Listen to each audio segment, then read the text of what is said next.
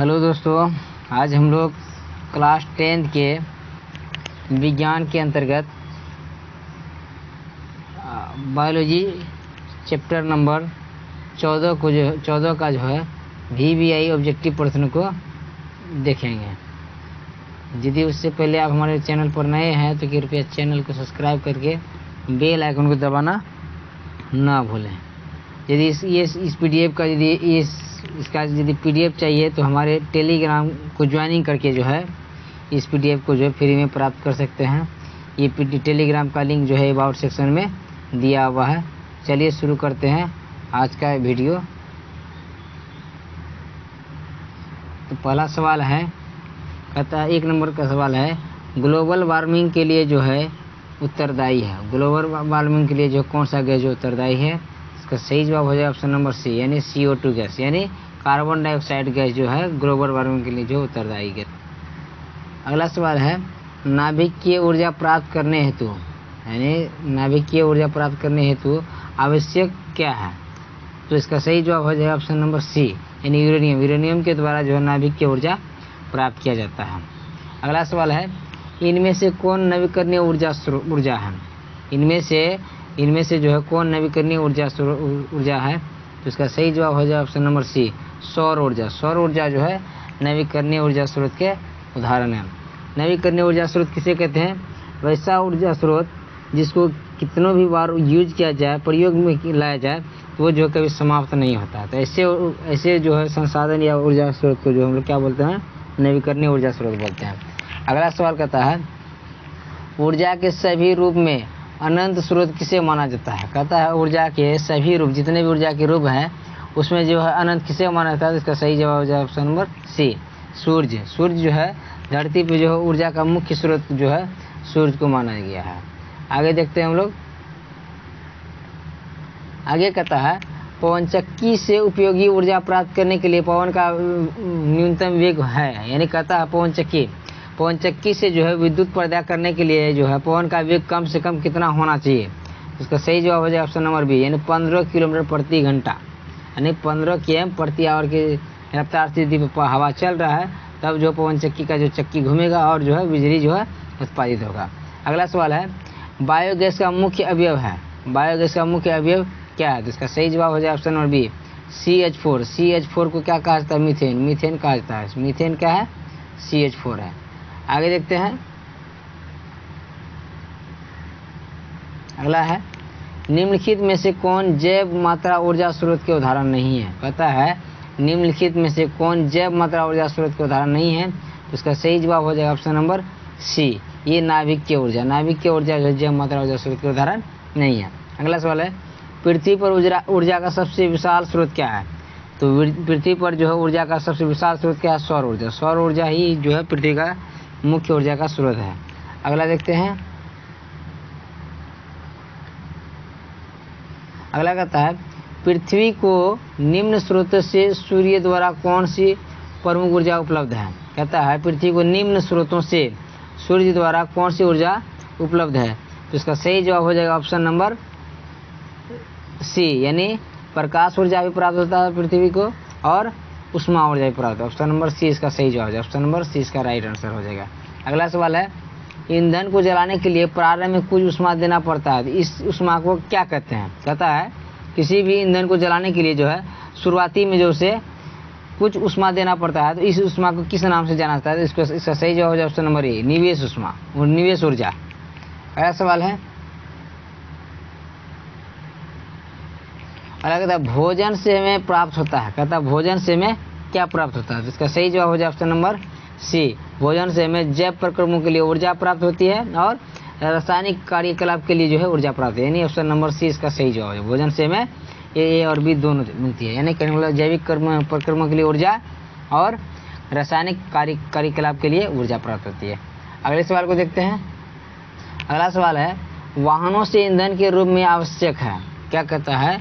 वाहनों में ईंधन के रूप में आवश्यक है। तो वाहन में ईंधन के रूप में क्या आवश्यक है? तो इसका सही जवाब हो जाए option number C, option number C, यानी पेट्रोल भी आवश्यक है वाहन के लिए और प्राकृतिक गैस, यानी वाहन जो चलता है प्राकृतिक गैस के थ्रू भी चलता है और पेट्रोल के थ्रू भी चलता है, इसलिए ऑप्शन नंबर जो है सी इसका सही जवाब हो जाएगा। अगला सवाल है, डीजल का उपयोग होता है? कहता है डीजल का उपयोग कहाँ पे होता है इनमें से? इसका सही जवाब हो जाए ऑप्शन नंबर डी, ए और बी दोनों में, यानी भारी वाहनों में भी होता है और रेल इंजनों में भी होता है डीजल का उपयोग, लेकिन विद्युत उत्पादन में जो डीजल का उपयोग नहीं होता। तो इसका सही जवाब है ऑप्शन नंबर डी। अगले सवाल को देखते हैं। अगला सवाल कहता है जीवाश्म ईंधनों में व्यापक पैमाने पर उपयोग से क्या होता है? कहता है जीवाश्म ईंधनों में व्यापक पैमाने पर उपयोग से क्या होता है? तो इसका सही जवाब हो जाए ऑप्शन नंबर ए, पर्यावरण दूषित होता है। यानी जीवाश्म ईंधनों के व्यापक पैमाने पर जो है इसका उपयोग करने से क्या होता है? पर्यावरण प्रदूषित होता है। अगले सवाल को देखते हैं। अगला सवाल कहता है नाभिकीय ऊर्जा और भूतापीय ऊर्जा दीर्घकालिक है, जबकि यह एक ऊर्जा से भिन्न है। यानी कौन सा ऊर्जा से भिन्न है? तो उसका सही जवाब हो जाएगा ऑप्शन नंबर बी, यानी उस सौर ऊर्जा से भिन्न है। नाभिकीय ऊर्जा और भूतापीय ऊर्जा ये जो है दीर्घकालिक ऊर्जा है, लेकिन ये क्या है? सौर ऊर्जा से भिन्न है, अलग है। अगला सवाल है तेज प्रवाहित जल की गतिज ऊर्जा को विद्युत ऊर्जा में बदलने वाले संयंत्र को क्या कहता है? कहता है तेज प्रवाहित जल, यानी स्पीड में जो जल प्रवाहित होता है उसकी गतिज ऊर्जा को जो विद्युत ऊर्जा में बदलने वाले यंत्र को क्या कहता है? तो उसका सही जवाब हो जाए ऑप्शन नंबर ए, जल विद्युत संयंत्र। जल विद्युत संयंत्र के थ्रू जो है जल से जो है जल विद्युत पैदा किया जाता है। अगला सवाल है जल विद्युत ऊर्जा, यहाँ कर्जा लिखा गया है लेकिन होगा ऊर्जा, ठीक है। जल विद्युत ऊर्जा किस प्रकार का ऊर्जा होता है? कहता है जल विद्युत ऊर्जा जो है निम्न में से किस प्रकार का ऊर्जा होता है? तो इसका सही जवाब हो जाए ऑप्शन नंबर बी, नवीकरणीय ऊर्जा स्रोत। यानी जल के भी समाप्त होने वाला संसाधन है, जब तक जल रहेगा तब तक जो है ऊर्जा का जो उत्पादन किया जा सकता है। तो इसका सही जवाब हो जाए ऑप्शन नंबर बी। अगला सवाल है तमिलनाडु में कन्याकुमारी के समीप भारत के विशालतम पवन ऊर्जा फार्म स्थापित किया गया है, ये कितना विद्युत उत्पादन करता है? कहता है तमिलनाडु में कन्याकुमारी के समीप जो है भारत के विशालतम ऊर्जा फार्म जो है स्थापित किया गया है, तो यह जो कितना विद्युत उत्पन्न करता है? तो इसका सही जवाब हो जाए ऑप्शन नंबर ए, 380 मेगावाट। ऑप्शन नंबर ए इसका सही जवाब हो जाएगा। अगले सवाल को देखते हैं। अगला सवाल है सौर कुकर में किस प्रभाव का उपयोग होता है? सौर कुकर में किस प्रभाव का उपयोग होता है? इसका सही जवाब हो जाए ऑप्शन नंबर सी, तापीय। तापीय ऊर्जा के थ्रू जो है सौर कुकर में जो खाना पकता है।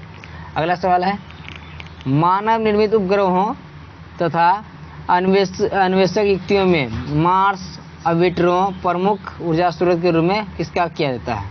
किसका उपयोग किया जाता है? तो इसका सही जवाब हो जाएगा सौर सेल का। सौर सेल का उपयोग किया जाता है। अगला सवाल है रेडियो सुदूर क्षेत्र के टीवी केंद्रों में क्या उपयोग में लाए जाते हैं? इनमें से जो है टीवी यानी कहता है रेडियो सुदूर क्षेत्र के टीवी केंद्रों में क्या उपयोग लाया जाता है? इसका सही जवाब हो जाए ऑप्शन नंबर ए, सौर सेल पैनल का उपयोग किया जाता है। अगला सवाल है ट्रैफिक सिग्नलों अथवा खिलौने में किस सेल का उपयोग किया जाता है? ट्रैफिक सिग्नल और खिलौने में जो है किस सेल का उपयोग किया जाता है? तो इसका सही जवाब हो जाए ऑप्शन नंबर सी, सौर सेल का उपयोग किया जाता है। ऑप्शन नंबर सी इसका सही जवाब हो जाएगा। आगे है वैसे ऊर्जा, यहाँ पे ऊर्जा लिखा हुआ है, वैसे ऊर्जा स्रोत जिनका पुनर्जनन हो सकता है तो उन्हें किस प्रकार का ऊर्जा स्रोत कहा जाता है? यहाँ पे गलती है, यहाँ पे ऊर्जा होगा, किस प्रकार का ऊर्जा स्रोत कहा जाता है? तो इसका सही जवाब हो जाएगा ऑप्शन नंबर ए, नवीकरणीय ऊर्जा स्रोत। कहता है जिस ऊर्जा स्रोत का पुनर्जनन यानी फिर से जो उसका उपयोग हो सकता है, फिर से उसको पैदा किया जा सकता है, ऐसे ऊर्जा स्रोत को हम लोग क्या बोलते हैं? नवीकरणीय ऊर्जा स्रोत बोलते हैं। ऑप्शन नंबर ए इसका सही जवाब हो जाएगा। अगला है तापीय विद्युत संयंत्र में ऊष्मा ऊर्जा से कौन सा ऊर्जा रूपांतरित किया जाता है? कहता है तापीय विद्युत संयंत्र में जो ऊष्मा ऊर्जा से किस ऊर्जा में जो रूपांतरण किया जाता है? तो इसका सही जवाब हो जाए ऑप्शन नंबर बी, विद्युत ऊर्जा में। तापीय विद्युत संयंत्र में जो है ऊष्मा ऊर्जा से जो है विद्युत ऊर्जा में रूपांतरण किया जाता है। अगले देखेंगे। अगला है जल विद्युत संयंत्र में गिरते जल की स्थिति ऊर्जा को परिवर्तित की जाती है। कहता है जल विद्युत संयंत्र में जो है गिरते जल की स्थितिज ऊर्जा को किसमें परिवर्तित किया जाता है? तो इसका सही जवाब हो जाएगा ऑप्शन नंबर सी, विद्युत ऊर्जा में। यानी जल विद्युत के ऊर्जा के द्वारा जो है जल के यानी जल में जो गतिज ऊर्जा है, स्थितिज ऊर्जा है, उसको जो है किस ऊर्जा में परिवर्तित किया जाता है? यो विद्युत ऊर्जा में परिवर्तित किया। ऑप्शन नंबर सी इसका सही जवाब हो जाएगा। आगे है हमारे देश में कुल ऊर्जा, यहाँ पे ऊर्जा लिखा जाएगा, ऊर्जा की मांगों का कितना भाग जल विद्युत संयंत्र से पूरी होती है? कहता है हमारे देश में ऊर्जा का जितना मांग है उसका कितना भाग जो है जल विद्युत संयंत्र के द्वारा पूरा होती है, तो इसका सही जवाब हो जाएगा ऑप्शन नंबर ए, चौथाई। ये यानी चौथाई यानी एक चौथाई भाग। अगले सवाल को देखते हैं। अगला सवाल है उत्तम ऊर्जा का स्रोत इनमें से कौन नहीं है। कहता है निम्नलिखित में से उत्तम ऊर्जा का स्रोत कौन नहीं है, तो इसका सही जवाब हो जाएगा ऑप्शन नंबर डी, काफी धुआं युक्त हो। जो काफी धुआं युक्त हो वो जो उत्तम ऊर्जा स्रोत के उदाहरण नहीं हो सकते हैं। ये उत्तम ऊर्जा स्रोत का उदाहरण क्या है कि वो सरलता से सुलभ हो और सस्ता हो और प्रज्वलनता उच्च हो। ये सभी जो है तीनों गुण होना चाहिए किसमें, ये गुण होना चाहिए उत्तम ऊर्जा स्रोत में। लेकिन ये काफी धुआं देने युक्त हो, यह जो उत्तम ऊर्जा स्रोत का उदाहरण नहीं है। अगला देखते हैं, जीवाश्म ईंधन कैसा स्रोत है। जीवाश्म ईंधन कैसा स्रोत है, और नवीकरणीय स्रोत या दोनों प्रकार के स्रोत या सभी कथन सत्य है, तो इसका सही जवाब हो जाएगा ऑप्शन नंबर ए, और नवीकरणीय स्रोत। जीवाश्म ईंधन जो है और नवीकरणीय स्रोत के उदाहरण है। अगला है, आगे देखते हैं, निम्नलिखित में से कौन सी ऊर्जा स्रोत अंततः सौर ऊर्जा से व्युत्पन्न नहीं है। कहता है निम्नलिखित में से कौन सी ऊर्जा स्रोत अंततः सौर ऊर्जा से व्युत्पन्न नहीं है, यानी कौन जो है सौर ऊर्जा से उत्पन्न नहीं होता है, तो इसका सही जवाब हो जाएगा ऑप्शन नंबर ए, भूतापीय ऊर्जा। भूतापीय ऊर्जा जो है पृथ्वी के ताप के कारण जो है उत्पादित होती है। अगला सवाल को देखते हैं। आगे है, जैव मात्रा ऊर्जा का कैसा स्रोत है। कहता है जैव मात्रा ऊर्जा का कैसा स्रोत है, तो सही हो जाएगा ऑप्शन नंबर ए, नवीकरणीय ऊर्जा स्रोत है। अगला है, सौर सेल सौर ऊर्जा सेल को किस ऊर्जा में रूपांतरित करता है। सौर सेल जो है सौर ऊर्जा सेल को जो किस में रूपांतरित करता है, किस ऊर्जा में रूपांतरित करता है, तो इसका सही जवाब हो जाएगा ऑप्शन नंबर डी, विद्युत ऊर्जा में। ऑप्शन नंबर डी इसका सही जवाब हो जाएगा। अगला सवाल है, CNG का पूरा नाम क्या है। CNG का पूरा नाम क्या है, तो इसका फुल फॉर्म हो जाएगा compressed, COMPRESSED, compressed natural NATURAL natural gas, GAS gas. यानी CNG का फुल फॉर्म अंग्रेजी में क्या होता है, नेचुरल कंप्रेस्ड नेचुरल गैस होता है। और हिंदी में जो उसका पूरा नाम क्या होता है, ये होता है संपीड़ित प्राकृतिक गैस। ऑप्शन नंबर बी इसका सही जवाब हो जाएगा। अगला सवाल को देखते हैं।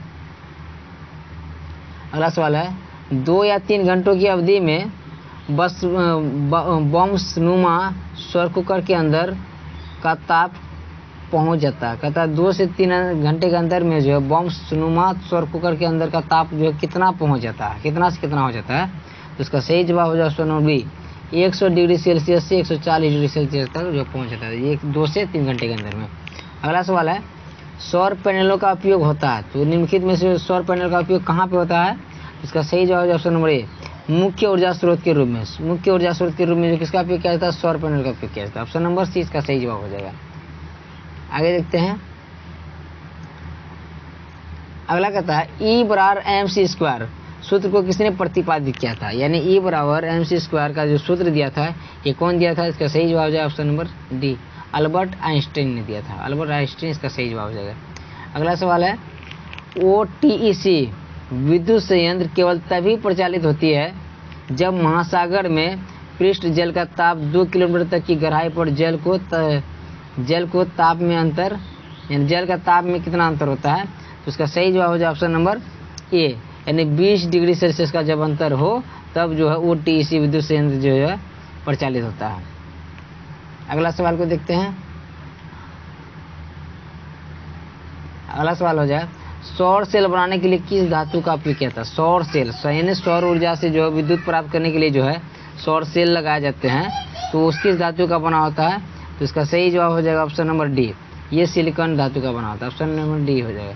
सिलिकॉन क्या है, एक अर्ध यानी सेमीकंडक्टर है, यानी अर्धचालक है। अगला है, धूप में रखे सौर सेल से कितना वाट विद्युत उत्पादन होता है। कहता है धूप में रखे सौर सेल से जो है कितना वाट जो विद्युत का उत्पादन होता है, तो इसका सही जवाब हो जाए ऑप्शन नंबर ए, 0.7 वाट। अगला सवाल है, सौर स्थिरांक का मान लगभग कितना होता है। कहता है सौर स्थिरांक का मान जो है लगभग कितना होता है, इसका सही जवाब हो जाएगा option number C, 1.6 kilowatt hour प्रति मीटर स्क्वायर है। अगला सवाल कहता है, भूतापीय ऊर्जा पर आधारित विद्युत संयंत्र निम्नलिखित में से किन स्थानों पर कार्य कर रहे हैं। कहता है भूतापीय ऊर्जा प्राप्त करने वाला जो भूताप से आधारित विद्युत संयंत्र है किस स्थानों पर काम कर रहे हैं।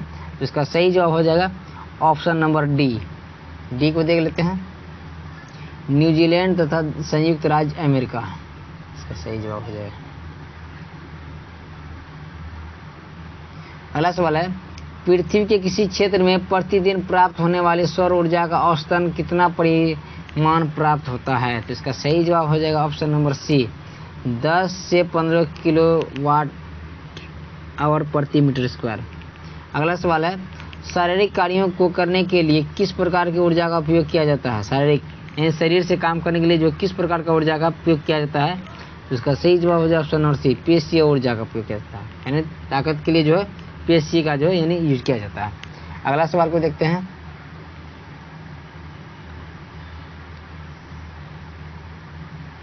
अगला सवाल है किसी नाभिक के विखंडन में कुल ऊर्जा का परिमाण होता है। कहता है किसी नाभिक के विखंडन में कुल ऊर्जा का परिमाण कितना होता है। तो इसका सही जवाब हो जाएगा ऑप्शन नंबर सी, 200 मेगावाट। अगला सवाल देखते हैं।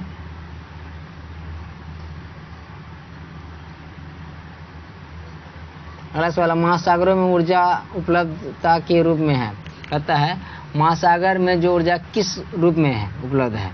तो इसका सही जवाब हो जाएगा ऑप्शन नंबर डी, ये सागरीय ताप ऊर्जा के रूप में भी है, ज्वारीय ऊर्जा के रूप में भी और तरंग ऊर्जा के रूप में। इसका सही जवाब हो जाएगा ऑप्शन नंबर डी, उपरोक्त सभी के रूप में जो महासागरों में जो ऊर्जा उपलब्ध है। अगले सवाल को देखते हैं। डेनमार्क को कहा जाता है, डेनमार्क को क्या कहा जाता है। तो इसका सही जवाब हो जाएगा ऑप्शन नंबर सी, पवनों का देश कहा जाता है। डेनमार्क को जो है पवनों का देश कहा जाता है। ऑप्शन नंबर सी इसका सही जवाब हो जाएगा। अगले सवाल को देखते हैं। ताकि डेनमार्क में जो है पवन चक्की के थ्रू जो है बहुत ज़्यादा जो विद्युत का उत्पादन किया जाता है, इसलिए उसे पवनों का देश कहा जाता है। अगला सवाल है गर्म जल प्राप्त करने के लिए हम सौर जल तापक का उपयोग किस दिन नहीं कर सकते हैं। कहता है गर्म जल को प्राप्त करने के लिए हम लोग जो सौर जल तापक यानी सौर ऊर्जा के थ्रू जो जल को गर्म करने वाला यंत्र होता है उसको हम लोग किस दिन उपयोग में नहीं कर सकते हैं। तो इसका सही जवाब हो जाएगा ऑप्शन नंबर बी, बादलों वाले दिन में। बादलों वाले दिन में जो है ये काम नहीं करेगा, जब तक उस पर सूरज का लाइट नहीं पड़ेगा तो वो काम नहीं करता। अगला सवाल है जैव गैस एक उत्तम ईंधन है जो इनमें मीथेन है। मीथेन जो कितना प्रतिशत, जैव गैस जो है एक उत्तम ईंधन है जिसमें मीथेन का मात्रा कितना प्रतिशत होता है। तो इसका सही जवाब हो जाएगा ऑप्शन नंबर सी, 75%। जैव गैस में जो है मीथेन का मात्रा 75% पाया जाता है। अगले सवाल को देखते हैं। अगला सवाल है जैव गैस संयंत्र में शेष बची स्लरी को बाहर निकाले जाते हैं जिसका किसके रूप में उपयोग किया जाता है, किसके रूप में बाहर किया जाता है। तो उसका सही जवाब हो जाएगा ऑप्शन नंबर बी, यानी खाद के रूप में। यानी जैव गैस संयंत्र में जो शेष बची स्लरी को जो बाहर किसके रूप में बाहर किया जाता है, वो खाद के रूप में बाहर किया जाता है। ऑप्शन नंबर 20 का सही जवाब हो जाएगा। अगला सवाल है सूर्य की निर्गत ऊर्जा का कितना प्रतिशत पृथ्वी को मिलता है। कहता है सूर्य से निकलने वाली ऊर्जा जो है पृथ्वी को कितना प्रतिशत मिलता है। इसका सही जवाब हो जाएगा ऑप्शन नंबर सी, यानी 0.000000457 अगला सवाल है सूर्य से प्राप्त विकिरणों में दृश्य प्रकाश के अतिरिक्त और किस किरणों से ऊर्जा मिलती है। कहता है सूर्य से प्राप्त होने वाली विकिरणों में जो है दृश्य ऊर्जा के अतिरिक्त और किस किरणों से ऊर्जा मिलती है। इसका सही जवाब हो जाएगा ऑप्शन नंबर सी, पराबैंगनी किरण से भी ऊर्जा मिलती है और गामा किरण से भी ऊर्जा मिलती है। इसका सही जवाब हो जाएगा ऑप्शन नंबर सी, ये और बी दोनों। अगला सवाल है सौर ऊर्जा का मान सभी प्रायोगिक प्रयोजनों के लिए स्थिर माना जाता है जिसे कहा जाता है। कहता है सौर ऊर्जा का मान जो सभी प्रायोगिक प्रयोजनों के लिए जो स्थिर माना जाता है तो उसे क्या कहा जाता है। उसका सही जवाब हो जाएगा ऑप्शन नंबर ए, सौर उष्मांक कहा जाता है। ऑप्शन नंबर ए इसका सही जवाब हो जाएगा। अगले सवाल को देखते हैं। अगला सवाल है सौर ऊर्जा प्रकृति में निम्नलिखित में से किसे प्रभावित करती है। कहता है सौर ऊर्जा जो प्रकृति में जो है निम्नलिखित में किसे प्रभावित करती है, यानी प्रभाव डालता है किस पे। उसका सही जवाब हो जाए ऑप्शन नंबर डी, सभी पे। यानी सौर ऊर्जा जो है पवन पे जो प्रभाव डालता है, तूफान पर भी प्रभाव डालता है और वर्षा तथा हिमपात, ये तीनों पे जो प्रभाव डालता है, इसलिए इसका सही जवाब हो जाए ऑप्शन नंबर डी, सभी। अगला सवाल है हमारा देश प्रतिवर्ष कितना सौर ऊर्जा प्राप्त करता है? हमारा देश जो भारत प्रति वर्ष कितना सौर ऊर्जा प्राप्त करता है? इसका सही जवाब हो जाए ऑप्शन नंबर ए 5000 ट्रिलियन किलोवाट। 5000 trillion kilowatt. अगला सवाल है, दृश्य प्रकाश का तरंग दैर्घ्य होता है, दृश्य प्रकाश का जो तरंग दैर्घ्य कितना होता है? तो इसका सही जवाब हो जाएगा ऑप्शन नंबर सी 400 nm से लेकर 700 nm तक। अगले सवाल को देखते हैं।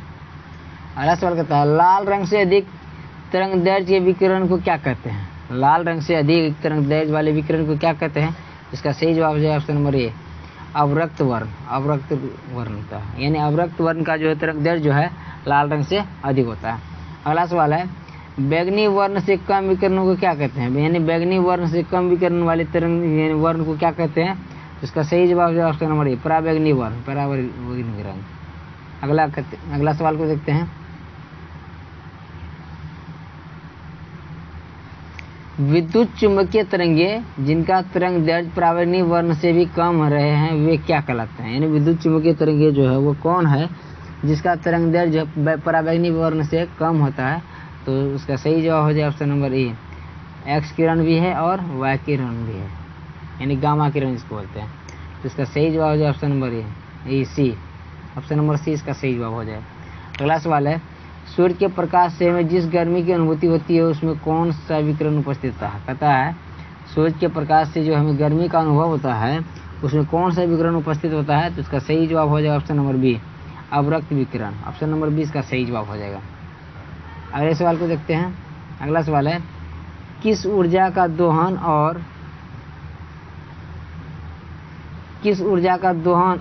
सौर कुकर, सौर ऊष्मक और सौर जल पंप में होता है?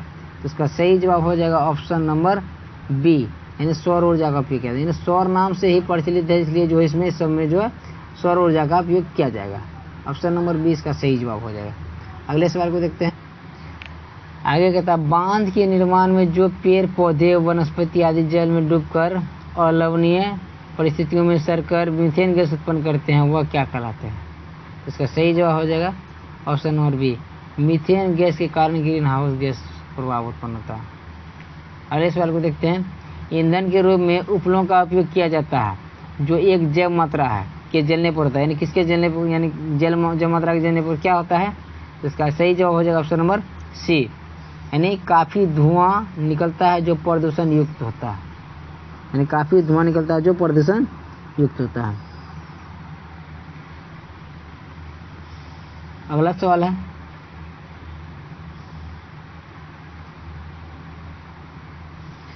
चारकोल के ऊष्मा उत्पन्न करने की दक्षता है, यानी चारकोल का जो ऊष्मा उत्पन्न करने की दक्षता क्या है? अधिक है या कम है या समनीय है? तो इसका सही जवाब हो जाए ऑप्शन नंबर ए अधिक है। चारकोल से जो है अधिक यानी ऊष्मा उत्पन्न होती है। अगला सवाल है, जैव गैस एक अच्छा ईंधन है और इसकी तापमान क्षमता कितना होती है, क्या होती है? जैव गैस जो एक अच्छा यानी ईंधन है, यानी कि मिस्टेक यहाँ पे अच्छा हो जाएगा, यहाँ पे जो है अच्छा होगा, तो अच्छा ईंधन है तो इसका तापमान क्षमता क्या होता है? तो इसका सही जवाब हो जाएगा ऑप्शन नंबर बी यानी उच्च होता है। जैव गैस का जो है तापमान का क्षमता जो है उच्च होता है। अगला सवाल है,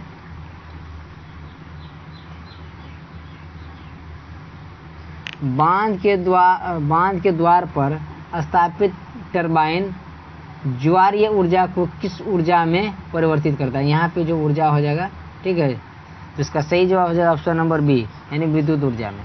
यानी ज्वारीय ऊर्जा को जो है बांध के द्वारा जो स्थापित टरबाइन होता है वो ज्वारीय ऊर्जा को जो है किस ऊर्जा में रूपांतरित कर देता है? इसका सही जवाब है ऑप्शन नंबर बी विद्युत ऊर्जा में। अगला सवाल है, पवनचक्की की घूर्णी गति में से ऊर्जा को प्राप्त किया जा सकता है, यानी पवनचक्की का जो घूर्णी गति है तो उससे किस ऊर्जा को प्राप्त किया जाता है? तो इसका सही जवाब हो जाएगा ऑप्शन नंबर सी यानी विद्युत ऊर्जा। पवनचक्की के थ्रू जो हम लोग क्या करते हैं, विद्युत ऊर्जा का जो उत्पादन करते हैं। अगला सवाल देखते हैं। कहता है, जब बहुत संख्या में सौर सेलों को संयुक्त करते हैं तो ये अवस्था क्या कहलाती है? कहता है बहुत संख्या यानी एक साथ जो बहुत सारे सौर सेलों को जो यानी जोड़ देते हैं तो ये अवस्था क्या कहलाता है?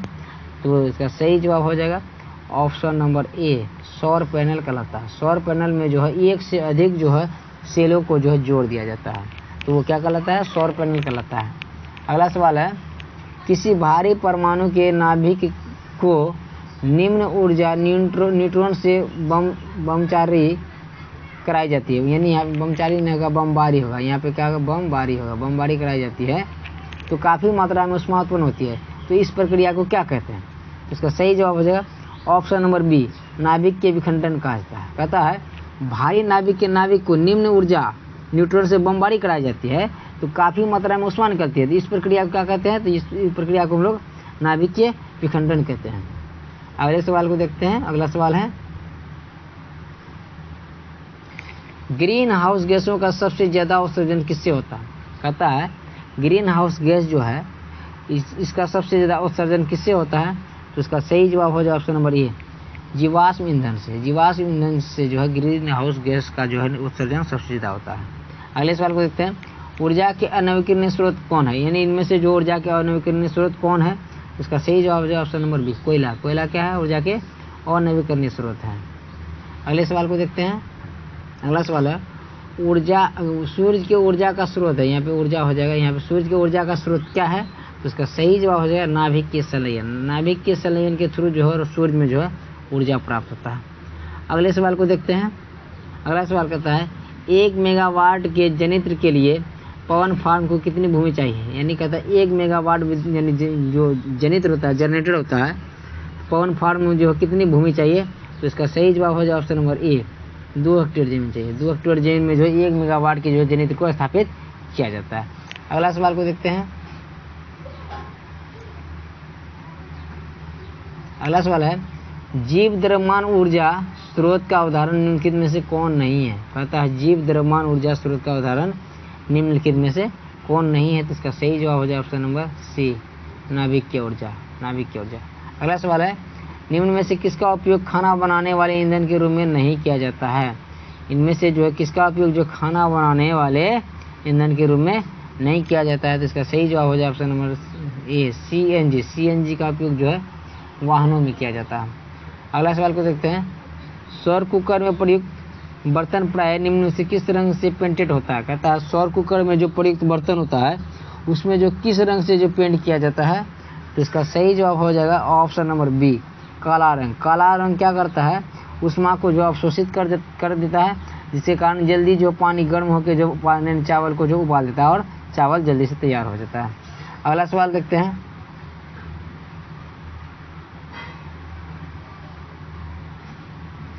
सौर सेलों के निर्माण के लिए उपयोग किए जाने वाले तत्व कौन है? इसका सही जवाब हो जाए option number D, silicon. Silicon का उपयोग किया जाता है किसका? सौर सेलों के निर्माण के लिए। ऑप्शन नंबर डी इसका सही जवाब हो जाएगा। अगला सवाल है, नाभिकीय विखंडन में क्या होता है? तो इसका सही जवाब हो जाएगा ऑप्शन नंबर ए, परमाणु नाभिक 2 भागों में टूटता है। यानी एक बड़े परमाणु नाभिक जो है 2 भागों में टूट जाता है। इस प्रक्रिया को क्या कहते हैं? नाभिकीय विखंडन कहते हैं। अगला सवाल है, जीवाश्मी ईंधन के जलने से कौन सी गैस मुक्त होती है? जीवाश्मी ईंधन के जलने से जो कौन सी गैस मुक्त होती है? तो इसका सही जवाब हो जाएगा ऑप्शन नंबर ए, O2 gas. O2 gas, sorry ये नहीं होगा, O2 नहीं होगा, CO2 गैस यानी कार्बन डाइऑक्साइड गैस निकलती है। अगला सवाल को देखते हैं। ये नहीं जो है, ये जो है गलत हो गया है, ये जो है नहीं होगा। ऑप्शन नंबर 20 का सही जवाब है, यानी कार्बन डाइऑक्साइड गैस। अगले सवाल को देखते हैं। अगला सवाल कहता है,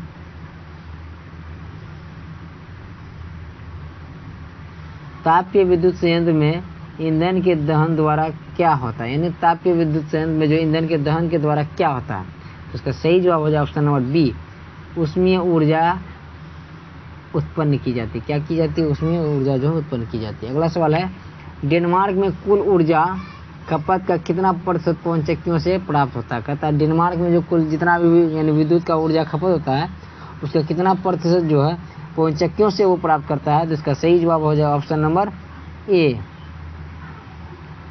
यानी 10%। अगले सवाल को देखते हैं। अगला सवाल है, औद्योगिकृत देश अपनी कुल ऊर्जा का कितना प्रतिशत नाभिकीय विद्युत संयंत्रों में नाभिकीय विद्युत संयंत्रों से पूर्ति करते हैं? तो इसका सही जवाब हो जाए ऑप्शन नंबर ए 30%। कहता है औद्योगिकृत देश, यानी जिस देश जो औद्योगिकृत है तो अपनी कुल ऊर्जा का कितना प्रतिशत जो नाभिकीय विद्युत संयंत्र से प्राप्त करता है? तो इसका सही जवाब है ऑप्शन नंबर ए 30%। अगला सवाल है और लास्ट सवाल है, नाभिकीय ऊर्जा का स्रोत निम्न में से कौन सा है? नाभिकीय ऊर्जा का स्रोत जो है निम्नलिखित में से कौन सा है? तो इसका सही जवाब हो जाए ऑप्शन नंबर ए नाभिकीय ऊर्जा। यूरेनियम के द्वारा जो है नाभिकीय ऊर्जा प्राप्त किया जाता है। तो दोस्तों ये सेशन कैसा लगा तो कमेंट करके ज़रूर बताइए। यदि ऐसे ही जो सेशन चाहिए तो जो कमेंट में ज़रूर लिखिएगा, और चैनल पर नए हैं तो कृपया जो है चैनल को सब्सक्राइब करके जो हमें सपोर्ट कीजिए। तब तक के लिए धन्यवाद। जय हिंद।